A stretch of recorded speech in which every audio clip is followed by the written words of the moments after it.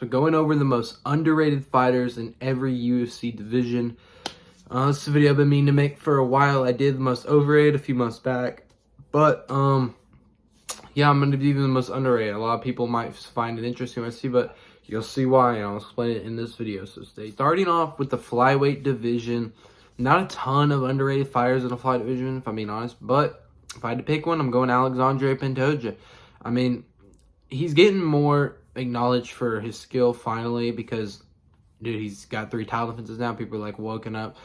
This guy is super, super skilled. He's very well-rounded, good at everything, has a ton of heart, has a really good chin. I mean, look at his resume. He's on a path to become one of the best flyweight fighters ever, the best flyweight fighter ever, one of the best fighters ever. I mean, look at his win streak.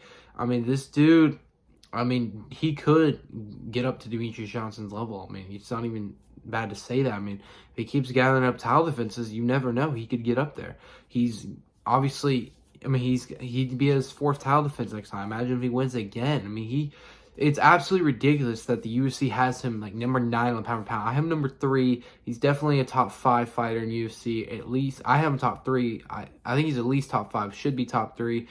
And people just don't give respect for that because he's a flyweight fighter. But Pantoja, he's really for the bantamweight.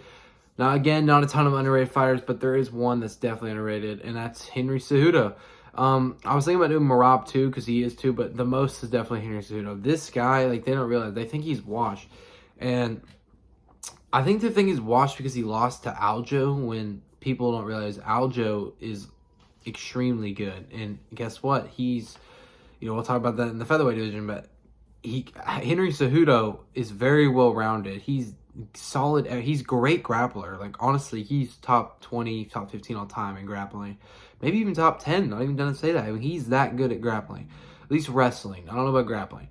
His striking's decent too. I mean, he's had some good striking moments. He definitely knows how to strike. He's got a really good chin. He's got very, very good fight IQ. I mean, this guy is a great fighter. No one gives him respect and just say he's old. This guy would maul Sean O'Malley. I'm telling you, he would, like, absolutely. People would laugh at me when I say that, but it's not even, how would Sean O'Malley be his striking? Sean doesn't even throw his combos anymore. He used to be a great kickboxer who would throw some really good combos and outlay his opponent. He just looks for the big knockout. That's why he got outstruck by over 100 by Merab. Outstruck by Aljo. This guy doesn't, he just looks for that knockout. Henry would maul him on the ground, and he could stand with him easily. Henry Cejudo definitely most underrated. It's the featherweight, which is Aljamain Sterling. This guy's always got disrespect for being boring when he's not boring. People who say he's boring, there's no fighter in the UFC that's considered boring right now that's ranked. Because, I mean, they just don't understand how grappling works. Just because you don't finish the fight doesn't mean it's not a boring fight. And just because you don't finish the fight doesn't mean you're a bad fighter. I don't know whatever started that. No. Aljo is literally a top 15 grappler of all time. No, top 50 wrestler. I don't know about grappling. Grappling is arguably that, but he's got that really good submission over Corsana. He just doesn't go for submissions, this thing. He's just a wrestler. So I would say wrestling. He's a decent striker, very good kicks, very good leg kicks, body kicks. He's got that spinning back into the body. I mean, look at this guy's resume. I think he is the bantamweight GOAT, if not at least the second best. It's between him and Cruz, very close, but I do think Aljo by a little bit. Had 3 title defenses. I thought he beat Mosbar, but he didn't. But it is what it is. Aljo definitely very under. And then for lightweight, it's Renato Moicano. I mean, there was a couple options, but it's got to be Moicano. A lot of people just hate and disrespect on Moicano, but it's definitely him. This guy, everyone thought BST was going to maul him, and look what happened. I was the only one saying Moicano would beat him. Moicano beat him. I didn't even think it'd be that hard for him to beat him, and he did. He did it pretty easily. Busted up his face, and he's a grappler. I mean, that's how good he is. This guy, a lot of people are still disrespecting him, so I had to put Moicano on this list. Moicano should have fought Dan Hooker. I think that was a good fight to make, and then winner gets title shot next. I mean, he's that good. He's getting older. He needs to get that title shot. Instead, they give him Beneil Dariush, who's on a 2-fight losing streak, which is absolutely ridiculous. I think that is a lot more competitive than people think. Now, a lot of people do think it's competitive. That's the thing. They shouldn't, because they should be thinking Moicano's better. But it really isn't, because Dariush has got really good grappling too, and his striking's decent. But I just think he's older too, and his downfall. Now, the momentum that Moicano's got right now, Moicano will handle him easily. And people just need to give Moicano more. And then for the welterweight division, it was a little bit of a toss-up, but it's Belal Muhammad. I mean, it's got to be a Belal Muhammad. Everyone disrespects Belal Muhammad because they think he's boring, which he's not. This guy, literally, people think I sound crazy, but some people understand. People who know MMA know what I'm talking about. He literally is one of the most skilled fighters of all time. He's top 10 right now. If he keeps doing, he's doing top 5. He's so well-rounded and great at everything. His boxing is great. He outboxes everyone he faces. His grappling is great. No one's ever done it to Leon. He mauls everyone. This guy is on a 12-fight win streak almost. Every single one of those fights, he has mauled his opponent. Not even close. This guy is better than everyone. He just dismantles them. This guy, no one is on this guy's level. He's wiped the division out. He's going to keep wiping the division out.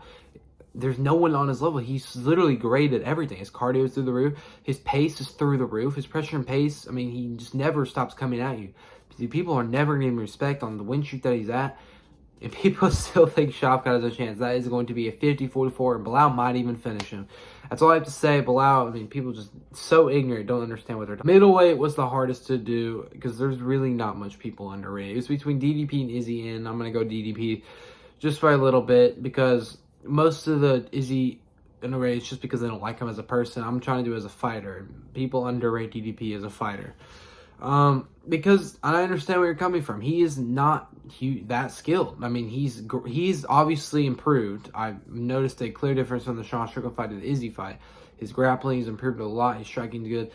But he's still not great at him. That is a very awkward style that he has to strike where he just blitzes in recklessly. But it works. His heart and will is what carries him through his fights. And it's just, you're never going to outwork him. That's why he's gotten to the point where he's at today. You can't outwork Dracus du Plessis. A lot of people are just writing him off against Kamzat. I think DDP wins that, but I do think it is 50-50. I honestly think we're going to see everyone's going to switch up and start saying glazing DDP after DDP beats Kamzat, which I think he will.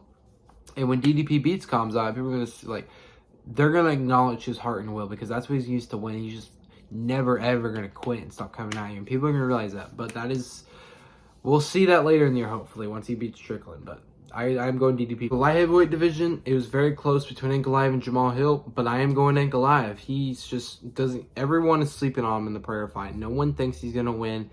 And let me tell you how he's going to win. I mean, everyone thinks he's not going to win because of his last fight against Rakic. They thought it was boring because he didn't get finished and doing. First of all, Rakic is also very underrated, and people don't give him enough slot. I mean, there's a lot of underrated fighters in the light heavyweight division. I debated putting him here too. Ankalaev is a very smart fighter. He only does things when he has to. He's a great boxer, decent striker, and he can grapple. He's got decent grappling. He just chooses not to. He doesn't have to. I mean, he's one of those Dagestans who doesn't have to grapple. He's a really good striker. Let me tell you how he beat Pereira. I think it's a very close fight stylistically. But I think it's just Ankalaev's time in 2025. I mean, everyone's avoiding him. Well, Pereira's avoiding him. We already know that. But everyone says Ankalaev's going to wrestle, but he doesn't wrestle. So that's what they're saying. His only way to wrestling, that's what everyone's saying. That's his only way to win. But no, he's a better boxer than Pereira. Better pure boxer. When it goes to boxing, Ankalaev is way better. It's actually not even close. You can just see with the footwork, the head movement, it's not even close. And I do think he will chin Pereira with he'll counter shot him with the defense because Pereira has no defense. He's also a little bit chinny. Ankalaev is not chinny. He has a very good chin. It's going to be very hard to put him to sleep, to knock him out at all. And honestly, Pereira's only chance is kicking his legs out, and he's only a threat to the inside leg kicks. Pereira throws outside leg kicks. So I do give Ankalaev advantage, and Ankalaev always has the grappling if he needs it, but he says he doesn't need it. But as a backup option, he can grapple. People don't realize how good Ankalaev is. He has the skills, and I do think he will be champion, and people don't even realize that. So it's definitely Ankalaev. Lastly, for the heavyweight division, arguably the most slept-on fighter in the whole UFC, it's debatable. It is Jolton Almeida, and a lot of people, they're casuals, don't even know who he is, dude. Everyone this is how the fans think of Jolton Almeida. Half of them ever don't even know who he is because you're casual, and the other half just say, isn't that the guy who got knocked out by Curtis Blades? You'll have no idea who this is. This guy is a top 3 wrestler in the UFC, top 5 at least. This guy, yes, he did lose to Blades. It was a learning experience. He's a very young fighter who has a lot to learn. He took down Blades 8 times in 1 round, and Blades is a very good wrestler. Very, very good wrestler. That is like unheard of to do that to Curtis Blades. So no one talks about the 8 takedowns in 1 round and how he just completely mauled him. No one talks about the maul on Rosenstruck. No one talks about the maul of Derek Lewis. No one talks about the submission maul over Alexander Romanov.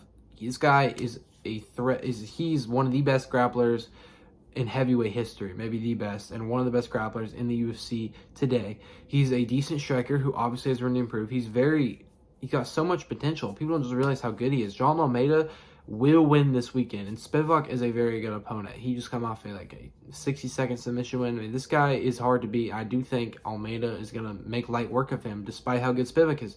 People eventually will see how good Almeida is. I don't think it'll be after this weekend, but as the years go on and he fights better competition, he mauls him, you'll see. And I think he's almost at Aspinall Jones level, but not quite.